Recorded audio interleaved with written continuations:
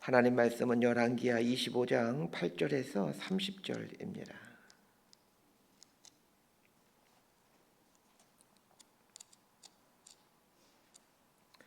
열왕기하 25장 8절에서 30절 번갈아가며 읽습니다. 제가 먼저 읽겠습니다. 바벨론 왕 느부갓네살의 19째 해 5월 7일에 바벨론 왕의 신복 시대장 느부사라단이 예루살렘에 이르러 여호와의 성전과 왕궁을 불사르고 예루살렘의 모든 집을 귀인의 집까지 불살랐으며 시대장에 속한 갈대아 온 군대가 예루살렘 주위의 성벽을 헐었으며 성중에 남아있는 백성과 바벨론 왕에게 항복한 자들과 무리 중 남은 자는 시대장 느부사라단이 모두 사로잡아가고 시대장이 그 땅에 비천한 자를 남겨두어 포도원을 다스린 자와 농부가 되게 하였더라. 갈대아 사람이 또 여호와의 성전의 두 놋 기둥과 받침들과 여호와의 성전의 놋바다를 깨뜨리어 그 놋을 바벨론으로 가져가고 또 가마들과 부삽들과 부직개들과 숟가락들과 섬길 때 쓰는 모든 놋그릇을 다 가져갔으며 시대장이 또 불옮기는 그릇들과 주발들 곧 금으로 만든 것이나 은으로 만든 것이나 모두 가져갔으며 또 솔로몬이 여호와의 성전을 위하여 만든 두 기둥과 한 바다와 받침들을 가져갔는데 이 모든 기구의 논 무게를 헤아릴 수 없었으니 그 한 기둥은 높이가 18규빗이요 그 꼭대기에 논 머리가 있어 높이가 3규빗이요 그 머리에 둘린 그물과 석류가 다 놋이라. 다른 기둥의 장식과 그물도 이와 같았더라. 시대장이 대제사장 스라야와 부제사장 스바냐와 성전 번지기 3사람을 사로잡고 또 성중에서 사람을 사로잡았으니 곧 군사를 거느린 내시 한 사람과 또 성중에서 만난 바 왕의 시종 5사람과 백성을 징집하는 장관의 서기관 1사람과 성중에서 만난 바 백성 60명이라. 시대장 느부사라단이 그들을 사로잡아 가지고 리블라 바벨론 왕에게 나아가매 바벨론 왕이 하마 땅 리블라에서 다 쳐 죽였더라. 이와 같이 유다가 사로잡혀 본토에서 떠났더라. 유다 땅에 머물러 있는 백성은 곧 바벨론 왕 느부갓네살이 남긴 자라. 왕이 사반의 손자 아히감의 아들 그달리아가 관할하게 하였더라. 모든 군대 지휘관과 그를 따른 자가 바벨론 왕이 그달리아를 지도자로 삼았다 함을 듣고 이에 느다냐의 아들 이스마엘과 가레의 아들 요하난과 느도바 사람 다누멧의 아들 스라야와 마가 사람의 아들 야하샤니아와 그를 따른 사람이 모두 미스바로 가서 그달리아에게 나아가매 그달리아가 그들과 그를 따르는 군사들에게 맹세하여 이르되 너희는 갈대아인을 섬기기를 두려워하지 말고 이 땅에 살며 바벨론 왕을 섬기라. 그리하면 너희가 평안하리라 하니라. 7월에 왕족 엘리사마의 손자 느다네아의 아들 이스마엘이 부하 10명을 거느리고 와서 그달리아를 쳐서 죽이고 또 그와 함께 미스바에 있는 유다 사람과 갈대아 사람을 죽인지라. 노소를 막론하고 백성과 군대 장관들이 다 일어나서 애굽으로 갔으니 이는 갈대아 사람을 두려워함이었더라. 유다의 왕 여호야긴이 사로잡혀 간 지 37년 곧 바벨론의 왕 에얼무로닥이 즉위한 원년 12월 그달 27일에 유다의 왕 여호야긴을 옥에서 내놓아 그 머리를 들게 하고 그에게 좋게 말하고 그의 주위를 바벨론에 그와 함께 있는 모든 왕의 지위보다 높이고 그 죄수의 의복을 벗게 하고 그의 일평생이 항상 왕의 앞에서 양식을 먹게 하였고 30절 함께 읽습니다. 그가 쓸 것은 날마다 왕에게서 받는 양이 있어서 종신토록 끊이지 아니하였더라. 아멘. 모든 것이 하나님의 섭리 속에 있습니다. 한 나라가 흥하기도 하고 혹은 망하기도 하는 것 하나님의 섭리 속에 있고 또 기업과 교회가 흥하기도 하고 망하기도 하는 것 역시 하나님의 섭리 속에 있습니다. 개인도 마찬가지입니다. 개인의 생사화복이 하나님의 섭리 속에 있습니다. 우리는 스스로 생사화복을 주장하려고 애를 씁니다. 그러나 복을 주시는 분도 하나님이시요 또 복을 거두가시는 분도 하나님이십니다. 욥이 극심한 고난을 통해 깨달아갈 때 고백했던 말이 무슨 말입니까? 주신 분도 하나님이시요 취하신 분도 하나님이시라는 것입니다. 우리가 해야 될 일은 생사화복을 내가 주장하려고 하는 것이 아니라 하나님의 뜻에 순종하며 사는 것입니다. 인생을 잘 살았는가, 잘 살지 못했는가의 기준은 하나님 뜻에 순종하며 살았는가, 불순종하며 살았는가입니다. 얼마나 많은 걸 이루었느냐로 인생이 평가받는 것이 아니라 얼마나 하나님 말씀에 순종했느냐로 인생은 평가받습니다. 오늘 열왕기하의 이제 마지막 부분을 다루게 됩니다. 오늘 본문이 말해주는 것은 다 무너지고 파괴되고 죽었다라는 것입니다. 사람이 이루어놓은 것은 다 무너지고 다 사라집니다. 바벨론에 의해 남유다가 완전히 파괴되어 버립니다. 하나님과 상관없는 업적은 순식간에 사라지는 아침 한개와 같습니다. 자, 8절에서 12절까지 말씀 함께 봅시다. 시작.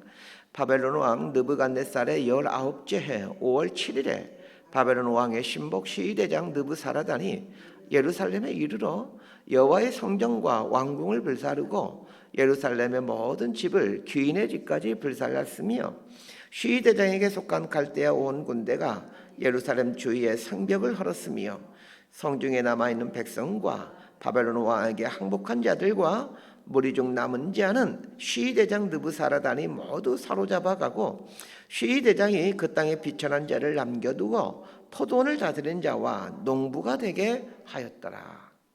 바벨론 왕 느부갓네살 19년은 BC 586년도입니다. BC 586년에 바벨론의 느부갓네살 왕은 시위대장 느부사라단을 보내어 예루살렘을 완전히 초토화시키게 합니다. 느부사라단이 와서 회파시켰던 것은 크게 두 가지입니다. 첫 번째는 예루살렘 성전이고 두 번째는 예루살렘에 있는 모든 권력입니다. 예루살렘 성 안에 살고 있는 사람들은 이스라엘 백성들 중에 권력가들이고 돈 많은 사람들입니다. 가난한 사람들은 성 밖에서 살게 됩니다. 그런데 느부사라단이 와서 예루살렘 성 안에 있는 권력가들과 돈 많은 사람들 집을 완전히 회파시킵니다. 그렇습니다. 돈도 권력도 하나님의 심판을 이겨낼 수 없습니다. 이 땅에 사는 사람들이 그토록 얻고자 하는 그 모든 것들이 하나님의 심판 아래에서는 아무런 소용이 없습니다.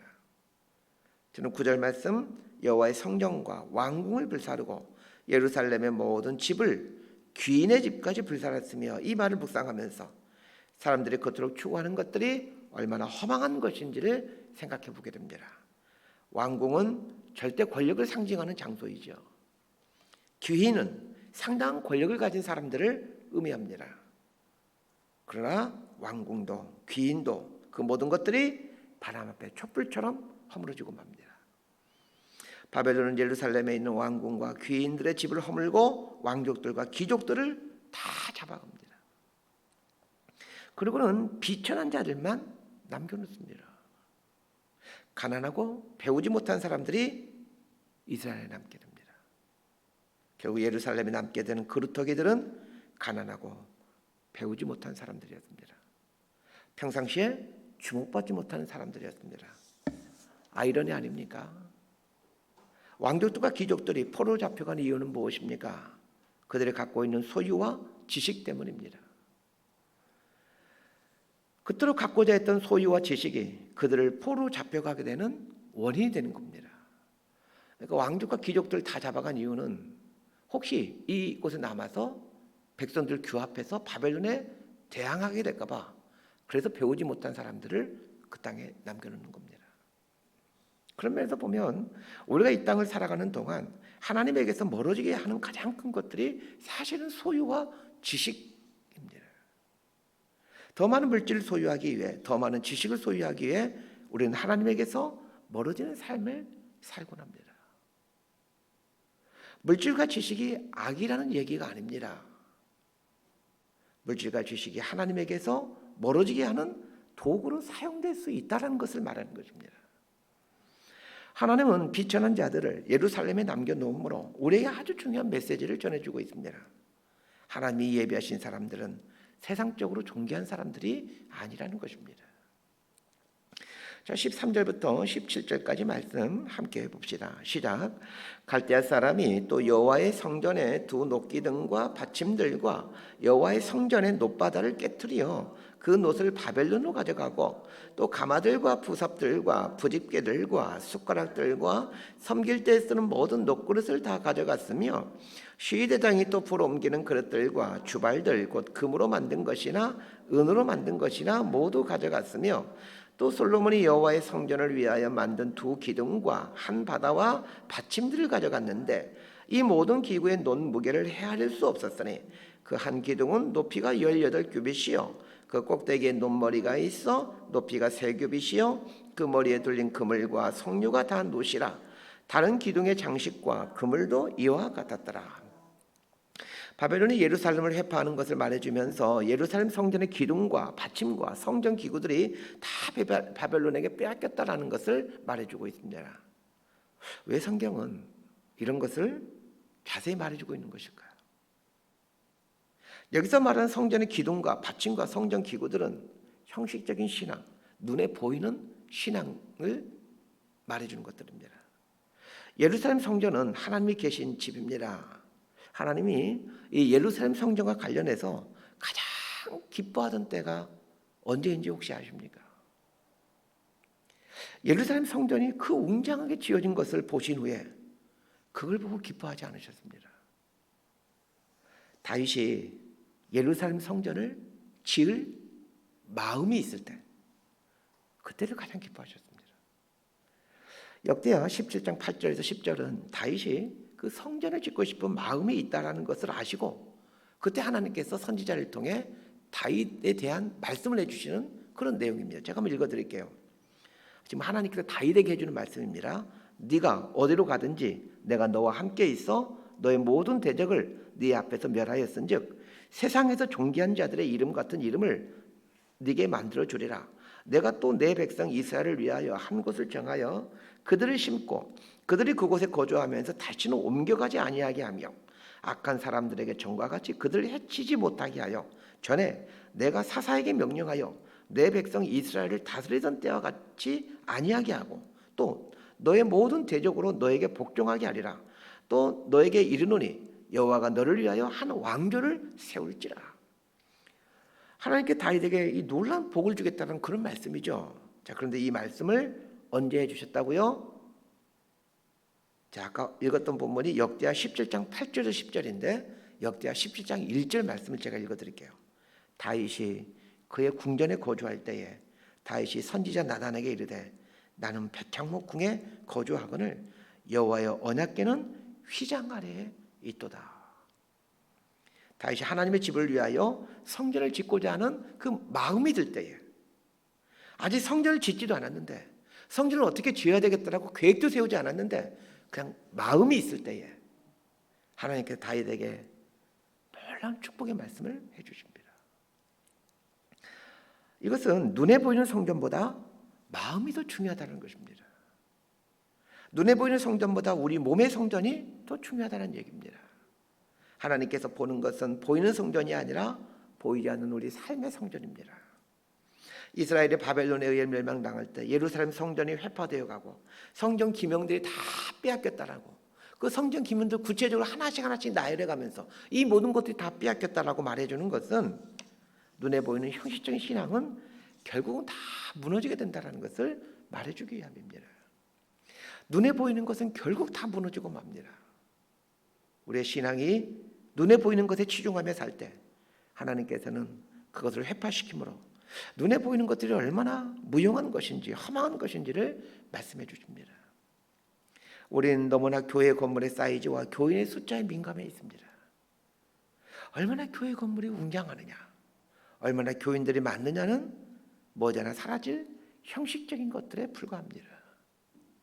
목사가 관심을 가져야 될 것은 얼마나 큰 교회 건물을 짓느냐가 아니라 어떻게 하면 성도들을 온전한 교회로 만들어가느냐입니다. 어떻게 하면 성도들을 많이 모을 수 있을까가 아니라 어떻게 하면 성도들의 삶을 자라나게 할 수 있을 것인가, 이 바르게 자라나게 할 수 있을 것인가가 되어야 합니다. 그건 여러분도 마찬가지입니다. 교회 건물을 짓고 성도들의 숫자가 느는 것보다 더 깊은 관심을 가져야 될 것은 보이지 않는 성전입니다. 그 영원히 무너지지 않을 삶의 성전, 인격의 성전을 마음에 두고 사셔야 됩니다. 18절부터 21절까지 말씀 함께 보겠습니다. 시작. 시대장이 대제사장 스라야와 부제사장 스바냐와 성전 문지기 세 사람을 사로잡고 또 성중에서 사람 한 사람을 사로잡으니 곧 군사를 거느린 내시 한 사람과 또 성중에서 만난 바 왕의 시종 5사람과 백성을 징집하는 장관의 서기관 한 사람과 성중에서 만난 바 백성 60명이라. 시대장 느부사라단이 그들을 사로잡아 가지고 리블라 바벨론 왕에게 나아가매 바벨론 왕이 하마 땅 리블라에서 다 쳐 죽였더라.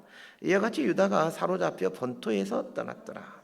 열왕기 기자는 바벨론에 의해 예루살렘이 멸망하는 것을 얘기하면서 또 한 가지를 빼먹지 않고 말해주고 있습니다. 제사장에 대한 이야기입니다. 제사장들이 바벨론 포로로 끌려갔다라는 것입니다. 오늘 보면 제사장을 제표하는 대제사장과 부제사장이 끌려가서 죽임을 당했다라는 얘기를 해주고 있습니다. 하나님을 섬기는 일을 하는 제사장들이 이제 포로로 잡혀갔습니다. 이 시대의 제사장은 이제 위선적인 신앙을 표현해주는 상징이라 할 수 있습니다. 제사장 복장을 하였기에 누가 보더라도 그들은 하나님의 제사장이죠. 그러나 제사장의 신분, 제사장의 지위가 중요한 것이 아닙니다. 하나님이 진짜 중요하게 생각하는 것은 직분으로서의 제사장이 아니라 사명으로서의 제사장입니다. 많은 사람들이 직분이 신앙인 줄로 생각합니다. 그러나 직분은 신앙이 아닙니다. 하나님의 복을 세상에 흘러보낼 때 비로소 제사장이 되는 겁니다. 안수를 받고 직분을 받아 제사장이 되는 것이 아니라 생명이신 하나님을 세상에 흘러보낼 때 그제서 비로소 제사장이 되는 것입니다. 그러므로 여러분 직분을 생각하지 말고 늘 사명을 생각하십시오. 하나님께서 나를 통해서 무엇을 세상에 흘러보내기를 원하시는지를 생각하고 그걸 세상에 흘러보내십시오. 그 사람이 제사장입니다. 바벨론에 의해 예루살렘이 초토화된 것을 말하면서 성경은 왜 제사장들이 끌려갔다는 것을 말해주는 것일까요? 이 땅에서 받게 되는 직분은 영원하지 않다는 것을 말해주기 위함입니다. 우리는 하나님 앞에 설 때 목사로, 장로로, 권사로 서는 게 아닙니다. 하나님 앞에 서게 될 때 얼마나 사명에 충실했냐로 서게 됩니다. 21절을 잘 보십시오. 바벨론 왕이 하마 땅 리블라에서 다 쳐 죽였더라. 이와 같이 유다가 사로잡혀 본토에서 떠났더라. 참 의미 있는 말입니다. 제사장들이 바벨론 땅에서 다 죽임을 당했다라는 겁니다. 하나님은 제사장들이 바벨론 땅에서 죽게 함으로 위선적인 신앙, 형식적인 신앙은 결국 다 무너지게 된다는 것을 말해줍니다. 그런데 참 재미있는 표현이 등장합니다. 21절 맨 끝부분 본토에서 떠났더라 라는 표현입니다. 자, 이 본토라는 말을 한번 잘 묵상해 보십시오. 이 본토라는 말을 생각하면 누가 생각나십니까? 아브라함이 생각나죠. 너는 너의 본토, 친척 내 아비 집을 떠나라.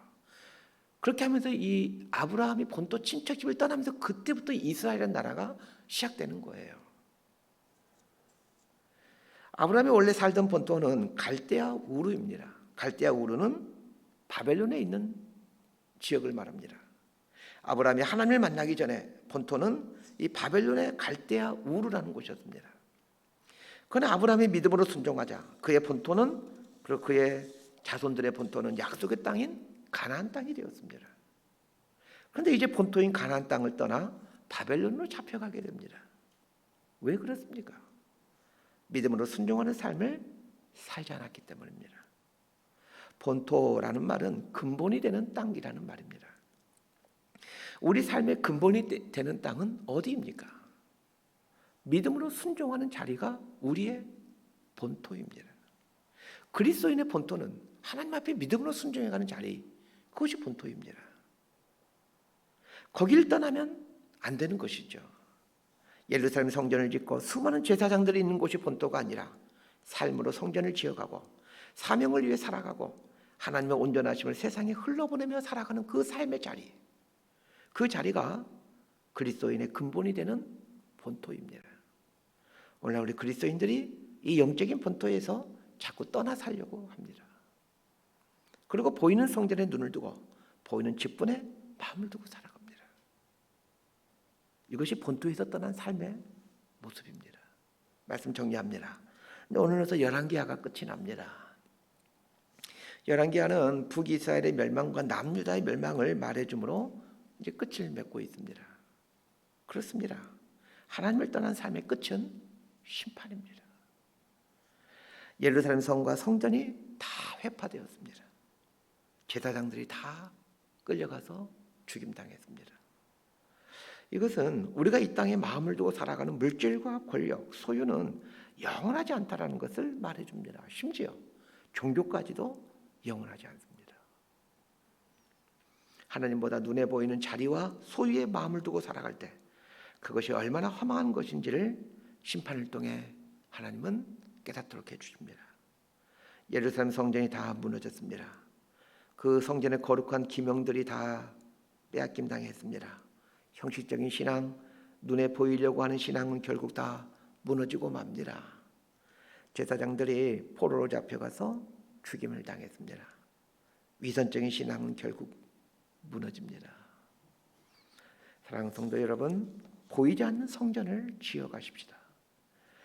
삶의 성전을 지어가고 인격의 성전을 지어가십시다.